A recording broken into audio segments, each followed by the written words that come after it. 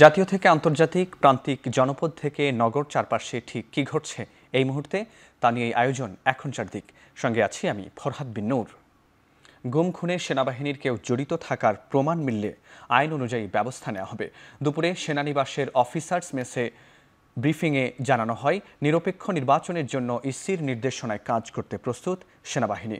এ সময় পার্বত্য চট্টগ্রামে অভিযানের এখন পর্যন্ত 23 জনকে গ্রেপ্তার হয়েছে বলেও জানানো হয়।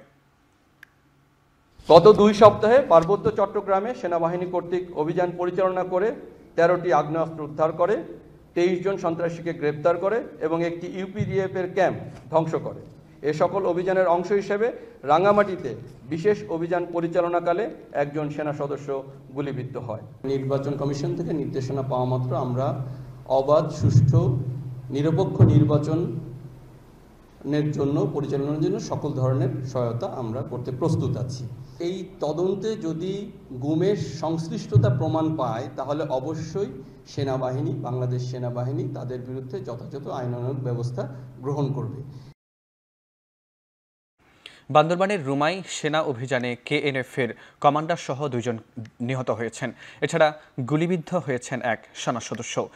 আইএসপিআর জানায়, রুমা উপজেলার দুর্গম পাহাড়ে অভিযান চালায় সেনাবাহিনী।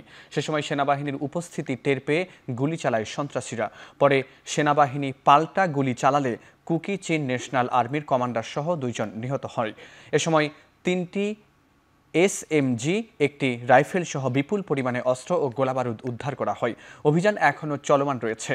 সম্প্রতি পার্বত্য এলাকায় বিভিন্ন সশস্ত্র গোষ্ঠীর সহিংসতা ও চাঁদাবাজির ঘটনায় নিরাপত্তা নিশ্চিতে সশস্ত্র বাহিনী তৎপরতা জোরদার করেছে সেনাবাহিনী।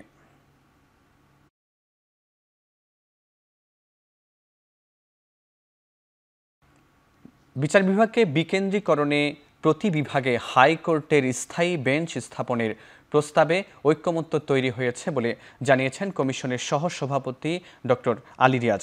ঐক্যমত্য কমিশনের সাথে দলগুলোর দ্বিতীয় পর্যায়ের 9ম দিনের আলোচনা শেষে ব্রিফিংয়ে বিএনপির স্থায়ী কমিটির সদস্য সালাহুদ্দিন আহমেদ একথা বলেন। এদিকে কোনো ব্যক্তি অপরাধ ক্ষমার ক্ষেত্রে ভুক্তভোগী পরিবারের অনুমতি নেয়ার দাবি জানিয়েছে জামায়াতে ইসলামী।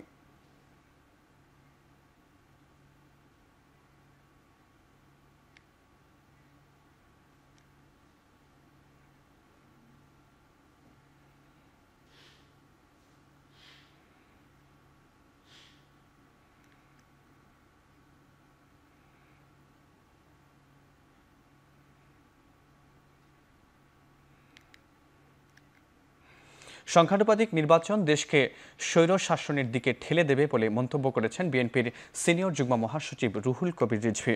রংপুর নগরীতে বিএনপির স্থায়ী কার্যালয়ে ডক্টরস অ্যাসোসিয়েশন অব বাংলাদেশ আয়োজিত জুলাই আগস্ট গণ অভ্যুত্থানের শোক ও বিজয়ের বর্ষপূর্তি উপলক্ষে স্বেচ্ছায় রক্তদান ও ব্লাড গ্রুপিং অনুষ্ঠানে প্রধান অতিথির বক্তব্যে তিনি এ মন্তব্য করেন।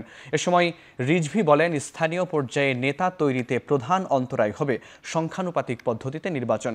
কারণ মানুষ তখন দলকে ভোট দেবে আর দল ঠিক করে দেবে নেতা। সেক্ষেত্রে আরও বেশি স্বৈরশাসনের দিকে ঠেলে দেওয়া হবে দেশকে। তিনি আরও বলেন যে গণতন্ত্র পুনরুদ্ধারের জন্য এত মানুষ জীবন দিয়েছে, তাদের প্রাণ বিসর্জন মূল্যহীন হয়ে পড়বে। বিএনপির চিরায়ত পদ্ধতিতে নির্বাচন চাই।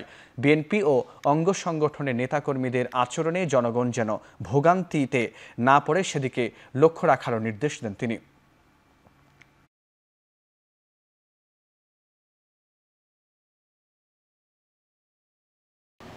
একটা লোক একটা এলাকায় কাজ করছে দীর্ঘদিন, মানুষের সাথে তার যোগাযোগ হচ্ছে, আলাপ আলোচনা হচ্ছে, এই করতে করতে সে ধীরে ধীরে নেতা হয়। যখন এই আনুপাতিক ভোটের বিষয়টি আসবে তখন তো দলকে ভোট দিবে, দল তারপরে বেছে বেছে তার লোকদের এমপি বলে ঘোষণা করবে। তাহলে তো আরো বেশি স্বৈর শাসনের দিকে ঠেলে দেওয়া হবে। হামলা করে নতুন রাজনৈতিক শক্তির উত্থান থামিয়ে দেওয়ার চেষ্টা চলছে বলে অভিযোগ করেছেন এনসিপির আহ্বায়ক নাহিদ ইসলাম। সকালে সৈয়দপুরে জুলাই বিপ্লবের অন্যতম শহীদ সাজ্জাদের কবর জিয়ারত শেষে তৃতীয় দিনের কর্মসূচির শুরুতে একথা বলেন তিনি।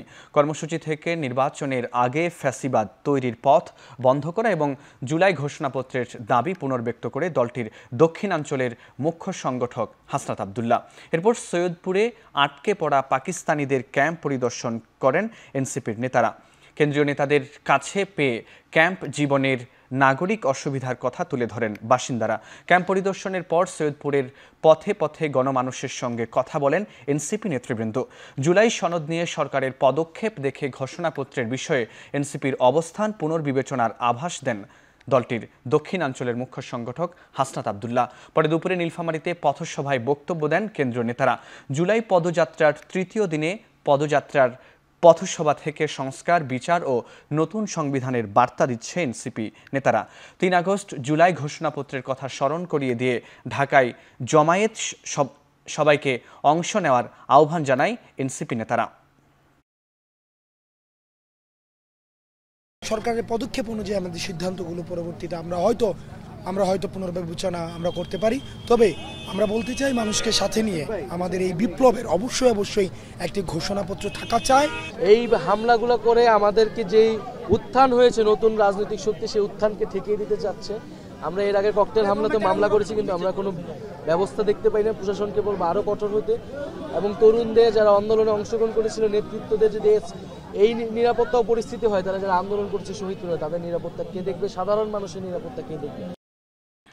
বৈষম্য বিরোধী ছাত্র আন্দোলনের সময়ে 5 আগস্ট রাজধানীর চানখারপুলে 6 জনকে গুলি করে হত্যা মামলায় 8 আসামির বিরুদ্ধে অভিযোগ গঠনের উপর শুনানি শেষ হয়েছে। এ বিষয়ে আদেশ হবে 14 জুলাই। বিচারপতি গোলাম মর্তুজা মজুমদারের নেতৃত্বাধীন ট্রাইব্যুনাল 1 আজ অভিযোগ গঠনের উপর আসামি পক্ষের শুনানি শেষে এই দিন ধার্য করেন। প্রসিকিউশন আদালতকে জানায়, আসামিদের বিরুদ্ধে 5 আগস্ট নিরস্ত্র ছাত্র জনতাকে চাইনিজ রাইফেল দিয়ে গুলি করে হত্যার ভিডিও, অধস্তনদের গুলি করার নির্দেশ দেয়া সহ অপরাধের পর্যাপ্ত প্রমাণাদি রয়েছে। শুনানির সময় 4 আসামি শাহবাগের বরখাস্ত পরিদর্শক আরশাদ হোসেন, চাইনিজ রাইফেল দিয়ে গুলি করা কনস্টেবল সুজন, ইজাজ হোসেন ইমন ও নাসিরুলকে হাজির করা হয়। পলাতক 4 আসামি ডিএমপির তৎকালীন কমিশনার হাবিবুর রহমান, যুগ্ম কমিশনার সুদীপ কুমার চক্রবর্তী, রমনা জোনের এডিসি আক্তারুল ইসলাম ও এসি ইমরুলের পক্ষে রাষ্ট্রীয় খরচে নিয়োজিত আইনজীবী কুতুবউদ্দিন সরকার অব্যাহতির আদেশ করেছেন। আমরা গত ধার্য তারিখে প্রসিকিউশনের পক্ষে চিফ প্রসিকিউটর জনাব তাজুল ইসলাম চার্জ হিয়ারিং সম্পন্ন করেছিলেন। আজকে ডিফেন্সের বক্তব্য দেওয়ার সুযোগ ছিল, তারা ডিসচার্জ অ্যাপ্লিকেশন দিয়েছিলেন এবং তাদের পক্ষে শুনানি উপস্থাপন করেছেন। আমরা আমাদের পাল্টা উত্তর দিয়েছি। অনারেবল ট্রাইব্যুনাল সব পক্ষকে শুনেছেন এবং চার্জ ফ্রেম হবে বা হবে না এই বিষয়ে আদেশ দানের জন্য আগামী 14 জুলাই দিন ধার্য করেছেন। কুমিল্লার মুরাদনগরে নারী ও তার 2 সন্তানকে গণপিটুনিতে হত্যার ঘটনা ঘটেছে। এ ঘটনায় অপর একজন আহত হয়েছেন। সকাল 9:30টার দিকে উপজেলার বাঙ্গরা থানার বড়ইবাড়ি গ্রামে এই হত্যা ঘটনা ঘটে। নিহতরা হলেন রুবি, তার মেয়ে জোনাকি ও ছেলে রাসেল। স্থানীয়দের বরাত দিয়ে পুলিশ জানায়, মাদক কেনা বেচার সঙ্গে জড়িত থাকার অভিযোগ এনে স্থানীয় গ্রামবাসী সকাল 9:30টার দিকে রুবির পরিবারের 4 সদস্যকে গণপিটুনি দেয়। এতে ঘটনাস্থলে রুবি, জোনাকি ও রাসেল নিহত হন। আহত হন পরিবারের আরও এক মেয়ে। তাকে উদ্ধার করে স্থানীয় একটি হাসপাতালে নেওয়া হয়েছে। খবর পেয়ে কুমিল্লা পুলিশ সুপার নাজির আহমেদ সহ একাধিক গোয়েন্দা সংস্থা এবং পুলিশের একটি দল ঘটনাস্থলে পৌঁছালে প্রাথমিক তদন্ত করেছেন। দোকানদার বাসির ফোন দিয়ে আমার জামাই বলতেছে যে তোরা সকালটা হইতেলে তো তোরার ফ্যামিলি যতগুলো মানুষ আছে সবাইরে মাইরালাম, মাইরা পুলিশেরারে ডিবি পুলিশ যারা আছে তারারে 100 কোটি টাকা দিয়া মানাইলাম। তারপরে আবার ফোন দিছে, আবার ফোন দেওয়া বললে একই কথা। আমরা মনে করছি বললে কেন মাইরা লাইব আমরা রে। তো সকালবেলা আমার ননদ ফোন দেওয়া বলতেছে, ভাই আমারে মাইরা লাইছে, আমারও মাইরা লাইছে। রুবির দীর্ঘদিন যাবৎ, বেশ কিছু বছর যাবৎ সে এখানে মাদক ব্যবসা করে এই ধরনের বিষয়গুলোতে এলাকার লোকজন ক্ষুব্ধ। তার বিরুদ্ধে একাধিক মামলা আছে, সে মাঝে মধ্যে পলাতক থাকে, মাঝে মধ্যে আসে, এবং যাদের মেরে ফেলছে তারাও প্রত্যেকেই একাধিক মাদক মামলার আসামি। হবিগঞ্জে ঘরে চুরি করতে ঢুকে এক শিক্ষার্থীকে ছুরিকাঘাতে হত্যা করেছে দুর্বৃত্তরা। কিছুদিন আগে এসএসসি পরীক্ষা শেষ করেছে সে। তার কলেজ শিক্ষার্থী বড় ভাইকেও আহত করা হয়েছে। নিহতের পরিবার জানায়, ভোরে হবিগঞ্জ শহরের দেয়ানত রাম সাহার বাড়ি এলাকার একটি বাসায় চুরির জন্য ঢোকে দুর্বৃত্তরা। এ সময় চোরকে ঝাপটে ধরে এসএসসি ফলপ্রার্থী জনি ও তার বড় ভাই। এ সময় দুজনকেই ছুরিকাঘাত করে পালিয়ে যায় দুর্বৃত্তরা। আহত অবস্থায় তাদের উদ্ধার করে সদর হাসপাতালে নেওয়া হলে ছোট ভাই জনিকে মৃত ঘোষণা করেন চিকিৎসক। খবর পেয়ে ঘটনাস্থল পরিদর্শন করেছেন পুলিশ।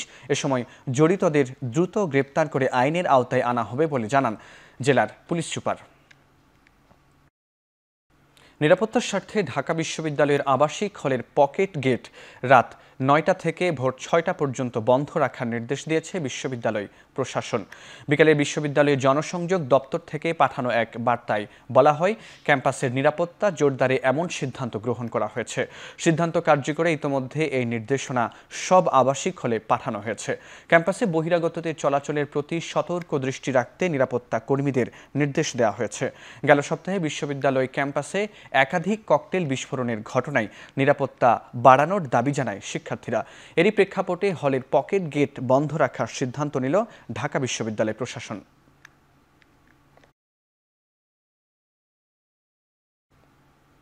বাংলাদেশের সেমিকন্ডাক্টর বিলিয়ন ডলারের শিল্প হতে পারে বলে জানিয়েছেন বিডার নির্বাহী চেয়ারম্যান ডক্টর আশিক চৌধুরী। তবে সেজন্য দরকার প্রশিক্ষিত কর্মী ও সরকারের বিনিয়োগ বান্ধব নীতি প্রণয়ন। যেরকম বড় ধরনের ট্রিলিয়ন ডলারের একটা সম্ভাবনা রয়েছে ছিল এবং এখন ওটা গ্রো করছে, সেমিকন্ডাক্টর ভবিষ্যতে এরকম একটা জায়গায় চলে যাবে। আসলে সেমিকন্ডাক্টর ইন্ডাস্ট্রিটা গ্লোবালি অনেক বড় হয়ে গেছে অলরেডি। আমরা তাইওয়ানের কথা অনেক শুনি, মেইনল্যান্ড চায়নার কথা শুনি, আমেরিকার কথা শুনি, জাপান কোরিয়ার কথা শুনি, এবং এইসব দেশে আমাদের অনেক দেশেই অনেক বড় বড় কোম্পানিতে আমাদের বাংলাদেশি নন রেসিডেন্ট অনেকে অলরেডি কাজ করছেন। তো তারা আমাদেরকে আসলে কোনোভাবে কানেক্ট করে দিতে পারেন কিনা, তাদের থেকে আমরা বেস্ট প্র্যাকটিসটা নিয়ে আসতে পারি কিনা, বা ভবিষ্যতের কিছু বিজনেসকেও ডেভেলপ করে নিয়ে আসতে পারি কিনা। আসলে তো এটা ইটস এ গ্লোবাল বিজনেস। আপনি দেশে বসে দেশে সার্ভ করলে হবে না, আপনাকে বাইরের কাস্টমারকে সার্ভ করার চেষ্টা করতে হবে। মানিকগঞ্জ ১ আসনের সাবেক সংসদ সদস্য নাইমুর রহমান দুর্জয়ের ৪ দিনের রিমান্ড মঞ্জুর করেছেন আদালত।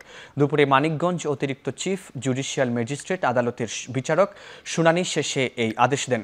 এর আগে তাকে আদালতে হাজির করে বিস্ফোরক মামলায় ১০ দিনের রিমান্ড আবেদন করে পুলিশ। বুধবার রাতে রাজধানীর লালমাটিয়ায় নিজ বাসভবন থেকে দুর্জয়কে গ্রেপ্তার করে জেলা গোয়েন্দা পুলিশ। গাজায় বৃহস্পতিবার ভোর থেকে ইসরায়েলি আগ্রাসনে নতুন করে ৩৩ সহায়তা কর্মী সহ ৭০ জনের বেশি ফিলিস্তিনি নিহত হয়েছেন। গাজার সরকারি মিডিয়া অফিসের তথ্য বলছে, গেল ২ দিনে ৩০০-র বেশি নিরীহ ফিলিস্তিনিকে হত্যা করেছে ইসরায়েলি বাহিনী। এতে গাজায় প্রাণহানি বেড়ে দাঁড়িয়েছে ৫৭,০০০-এ। এদিকে মার্কিন প্রেসিডেন্টের ৬০ দিনের যুদ্ধবিরতির প্রস্তাব পর্যালোচনা করছে হামাস। যদিও গাজায় স্থায়ী যুদ্ধবিরতিকে অগ্রাধিকার দেয়া হচ্ছে বলে জানিয়েছে সংগঠনটি। উল্টোদিকে ইসরায়েলি পররাষ্ট্রমন্ত্রীর প্রস্তাবটিকে গুরুত্ব সহকারে দেখা হচ্ছে বলে জানালেও নেতানিয়াহুর দাবি, জিম্মিদের মুক্তির পাশাপাশি হামাস নির্মূল করবে তার সরকার। লিভারপুলের পর্তুগিজ তারকা দিয়েগো হোতা স্পেনে সড়ক দুর্ঘটনায় মারা গেছেন, নিশ্চিত করেছে স্প্যানিশ গণমাধ্যম মার্কা। ছুটিতে স্পেনে বেড়াতে গিয়েছিলেন এই পর্তুগিজ স্ট্রাইকার। দুর্ঘটনার সময় তার সঙ্গে তার ভাই আন্দ্রেও ছিল বলে জানিয়েছে গণমাধ্যমগুলো। দুর্ঘটনায় তিনিও মারা গেছেন। মাত্র ২ সপ্তাহ আগে দীর্ঘদিনের বান্ধবী রুট কার্দোসোকে বিয়ে করেন হোতা। ক্লাব ফুটবল মৌসুমের বিরতি থাকায় স্পেনে বেড়াতে গিয়েছিলেন হোতা। যে গাড়িতে তারা ঘুরতে বেরিয়েছিলেন, দুর্ঘটনায় সেটি পুড়ে যায়। লিভারপুলের হয়ে ১২৩ ও পর্তুগালের হয়ে ৪৯টি ম্যাচ খেলেছেন হোতা।